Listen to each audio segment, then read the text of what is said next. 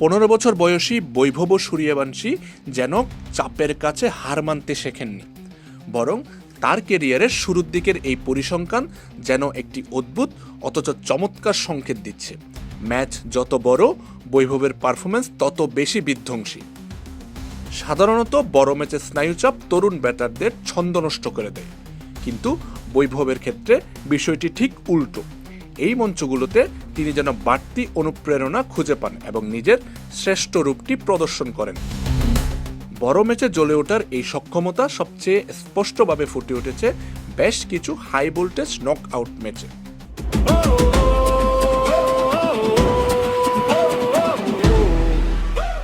অনূর্ধ্ব-19 বিশ্বকাপের ফাইনালে ইংল্যান্ডের বিপক্ষে তার 80 বলে 175 রানের দানবীয় ইনিংস খেলে দলকে ট্রফি জিতিয়েছিলেন তিনি, যা ছিল টুর্নামেন্টের ফাইনালে সর্বোচ্চ ব্যক্তিগত স্কোরের রেকর্ড।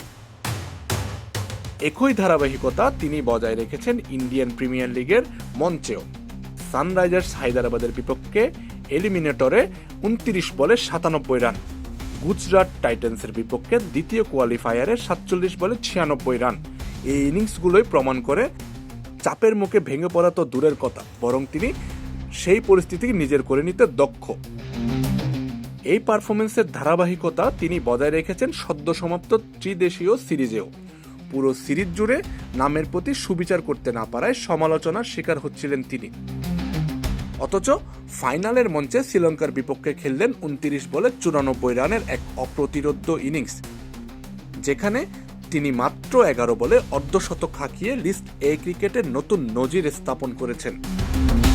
বড় ম্যাচে নিজেদের শ্রেষ্ঠত্ব প্রমাণের এই অদম্য মানসিক ক্ষুধা থাকলে অদূর ভবিষ্যতে বৈভব সূর্যবংশী যে ভারতীয় ক্রিকেটের এক অপ্রতিদ্বন্দ্বী নাম হয়ে উঠবেন, এতে সন্দেহের অবকাশ কম। আলোর ঝলকানি যত বাড়ে, বৈভব তত বেশি জ্বলে ওঠেন। তিনি পরিস্থিতির কাছে নতি স্বীকার করেন না, বরং পরিস্থিতিকে নিজের ব্যাটের ছন্দে নাচাতে জানেন। আমজাদ হোসেন আবির, খেলা 71।